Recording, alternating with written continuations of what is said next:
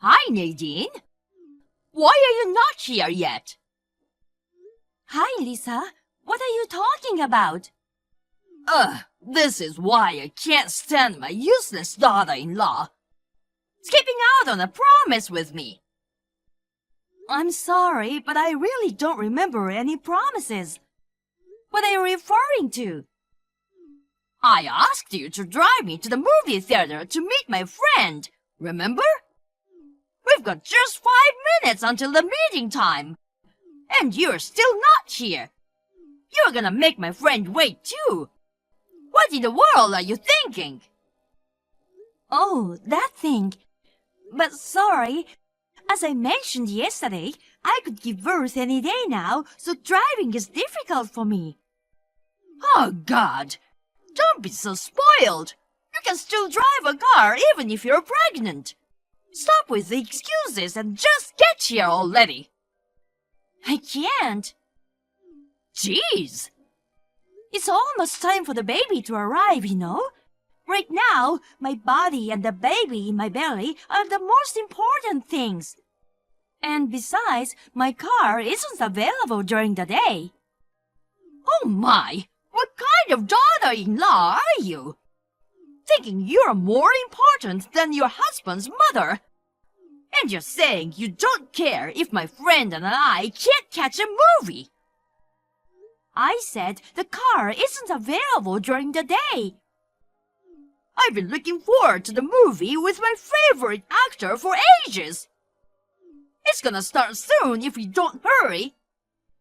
Then use public transportation like a bus or take a taxi if you're in such a rush. My legs are not in good shape, so it's hard for me to walk to the bus stop. Just come quickly. No, I will not. I'm not at home anyway. What? You are not gallivanting around, are you? No, I'm at the obstetrician's for a checkup today. You should put that aside. Your doctor's office is near the movie theater, right? If you leave now, you'll just about make it in time. Hurry up! I took a bus here. No way! Maybe you've forgotten. I mentioned it before, but the car is unavailable during the day. Arthur's car is in for maintenance right now, so he's been using mine for commuting. Maintenance? Why didn't you say that sooner? I've told you many times before, but you keep asking for the car. I thought you were just making unreasonable demands as usual. Fine. You're such an incompetent daughter-in-law. If I had known, I would have just taken a taxi from the beginning. Are you okay, hon? Arthur, aren't you busy at work? It's lunch break now, so it's all good. Anyway, Mom sent me a ton of texts, like a flood of complaints. She complained that she was late for the movie because of you, and her friend was mad. Also, the taxi fare was so expensive that she had no money now. There were a bunch of other complaints too. Oh, that. She completely forgot about the car being in for maintenance. She was really pushing me to drive her to the movie theater. Geez, that's impossible. I was already at the obstetrician's, and I explained again why I couldn't physically drive. Sounded like she understood and decided to take a taxi herself since she was late. I see. I'm really sorry she caused trouble. She's always been forceful. Living nearby is an issue too. Oh well, it's not something new. I'll just let it slide. But I'm starting to worry about you and the baby. It's a bit late now, but do you want to take a refugee at your parents' temporarily? Why? being so harsh on a pregnant woman who's about to give birth. Honestly, my own mother scares me. And about her bullying, I regret not noticing it until recently. No, it's not your fault. I didn't talk to you about it. Knowing you didn't want to badmouth her to me, right? Still, the fact that I couldn't protect you is the truth. So, please let me keep you safe this time. Oh, thanks, hon. But I've already decided where to give birth, you know. Transferring at this stage might be difficult, I think. I think we might be able to manage that somehow. Oh, yeah? My colleague has a relative who's an obstetrician. He recently opened a clinic near your parents' place. Maybe we can ask for their help. Really? Then let's do that, shall we? Yeah, let's talk about the details when I get home tonight. All right, got it. Honey, I'm back. But you're not here. I just got home. Are you out shopping or something? Arthur, please come help me. What's going on? Where are you? Your mom suddenly showed up just before you came back, and she dragged me to her house. What the... But why? She said it was punishment for not giving her a ride and ordered me to clean the house and go grocery shopping for her. Seriously? Oh, I didn't actually obey her orders. I just pretended to go along because I was scared of resisting and causing any harm to the baby. I see. So, when she hopped in the shower, I slipped away. But my stomach's feeling tight now, and I'm feeling uncomfortable. Wait, so you're not at her place now, right? Where are you? I'm sitting on a bench in front of a post office in our neighborhood. Can you come pick me up? Got it. I'll be right there. God damn you, Nadine! Who do you think you are? You left without my permission the other day and didn't even contact me at all. You're not at the apartment. Where have you gone? Good morning, Lisa. I'm asking where you've gone. I'm at my parents' place. What? Wait, are you at my place? No, I meant my own parents' home. What on earth? Why have you gone there? I've decided to stay here until I give birth. What? Staying with your parents? I opposed that decision, didn't I? You married into this family, so your parents are practically strangers now. But you just don't listen, do you? Disobeying my orders and returning there is not acceptable. It was Arthur's idea, you know. Arthur? Even if you oppose it, it means nothing if my husband approves, right? Well, when you dragged me to your house the other day, my stomach started to tighten and it was very painful. He picked me up and rushed me to the hospital. Everything was fine, though. When I felt better, I decided to stay with my parents. Despite my condition, Arthur took really good care of me and made sure I safely got here. Just running away for your own convenience. You're overly dramatic about everything. Overly dramatic? If something happened to our baby, would you take responsibility? I won't risk dangers accompanying your whims during such a crucial time right before my due date. Whose whims are you talking about? Don't be so spoiled about it. I don't think those are words coming from someone who has experienced childbirth. How dare you! Let me tell you, when I was pregnant with Arthur, I managed all the household chores by myself until the very end. These days, you young people rush to the hospital over every little thing. You're all so spoiled. Well, not every pregnancy fits into the same category. Some might have various risks to consider. I don't think everyone's being overly spoiled, you know. In any case, the transfer has already been completed, and it's not feasible for me to return now. Listen carefully. I said I was against you going back to your parents. Whatever the reason, I won't allow you. I've told you Arthur suggested I return. I don't need your permission.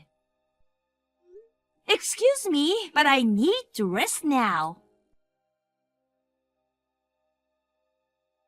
Nadine? Divorce Arthur? What's this all of a sudden? I must say, I ended up with quite an absurd daughter-in-law. I was scolded by Arthur the other day. Seems like he's fallen completely under your spell or something. It's really troublesome. Spell? So, I seriously thought about it. I've decided to introduce him to a better girl.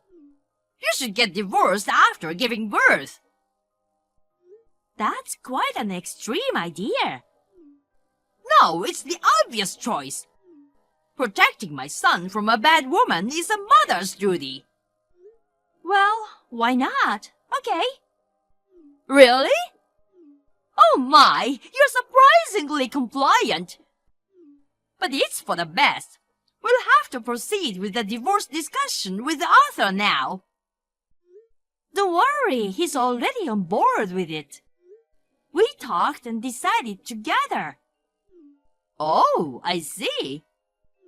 Well, finally you decided to obey me. It's ironic that it's regarding the divorce, though. I'll have to find a good lawyer for him. As soon as I find one, I'll have him start the process, okay? Oh, by the way, I'll raise the grandchild. Contact me as soon as the baby is born. I'll come to pick up my grandchild and start the adoption process. Obviously, you won't be recognized as a mother. I'll make sure to state that in the document, too. Listen, idiot. That's enough. You've been blabbering nonsense just because I don't stop you. Excuse me? Telling me to divorce and hand over my child. Who the heck do you think you are? Nadine? You can't even consider the feelings of Arthur, the son you gave birth enduring the pain because you're such a toxic parent. No wonder you feel nothing about bullying me, his wife. Why would I hand over a precious treasure to an extremely unreasonable knucklehead like you? Hold on, what's got into you? Oops, I apologize. I was just so taken aback by your outrageous remarks that I, slipped. Slipped? You just made some really terrible comments. I'm sorry. Maybe it's because of my hormones going wild. My emotions got the better of me. It's a relief we are not meeting face to face. How dare you act so defiant just because of divorce is decided? That was my true feelings, though. I don't want to talk or text with you anymore, so I'll hand over the baton to Arthur now. Wait, what? I'm not finished. Mom? Arthur? What's wrong with Nadine talking to me so rudely? She's going through a really crucial time right now. You need to back off. Hey, the divorce is happening, right? What in the crazy world are you talking about? But she told me so. We don't need that girl in our family. She's not suitable for you. So, get rid of her and come back to my place, okay? I'll find you a good lawyer. Snatch some alimony and grab custody of the baby. I haven't finished what I want to say, Mom. Oh, sure. Go ahead and tell me. We are not getting divorced. She just went along with you to avoid causing more headaches. Huh? But that's crazy. How is it crazy when we are about to have a baby? It's not unheard of, you know. Many people do it. By the way, we moved too. Why don't you come back home and live with me? I requested a transfer at work. It's far from your place, so moving back isn't an option. What's going on? Mom, do you know how to change a husband's surname to a wife's? Change a surname? It was a little complex with a court petition, a lot of paperwork, and a court hearing. Hold on a sec. Arthur, are you saying... This is the first time I'm telling you, but during my middle school years, there was a time I acted out after Dad and you divorced, right? It escalated, and I was about to get involved with some wrong people when Nadine snapped me out of it. She yelled at me saying, "Stop feeling sorry for yourself and start owning your life." Did she? You mean she bullied you? What a savage woman! Why focus on that point in this conversation? Because she yelled at you, my beloved son. I can't seem to get my point across at all. What do you mean? I thought you would cherish what I cherish and support me as I became a father. But I've been looking out for you, haven't I? Even now, I'm desperately trying to protect you from that overbearing wife, you know. I give up. I won't try to make you understand anymore. Huh? I've always appreciated everything you've done for me. But since I'm married, my first priority is to protect my wife and the unborn child. I can't stay close to someone who disrespects what I cherish the most. Arthur? Listen to me. Just come home for once anyway. I intend to take care of my grandchild without relying on Nadine and... I won't let you see our baby. What are you saying? I'll adopt a grandchild? Talking to you right now is getting nowhere. You probably don't understand why I chose to take her surname either. That's because she pressured you into it, right? She's such a ferocious woman yelling at a man. It's useless after all. Huh? Goodbye, Mom. Wait, what? Arthur? The next morning, Lisa stormed into my parents' place, yelling to give her back her son. But I was already admitted to the hospital due to the construction starting early in the morning. Of course, Arthur was on the way there for the birth. Both my parents happened to be out, so she was supposed to give up and leave. But guess what? She accidentally barged into the wrong house and went into her neighbor's place. She caused quite a ruckus, and ended up with a hefty bill of $30,000 in property damages. Later on, Arthur's uncle, who's her older brother, took her back to their hometown in the countryside. She's now working tirelessly from morning till night to pay off the $30K debt she owes him for covering her expenses.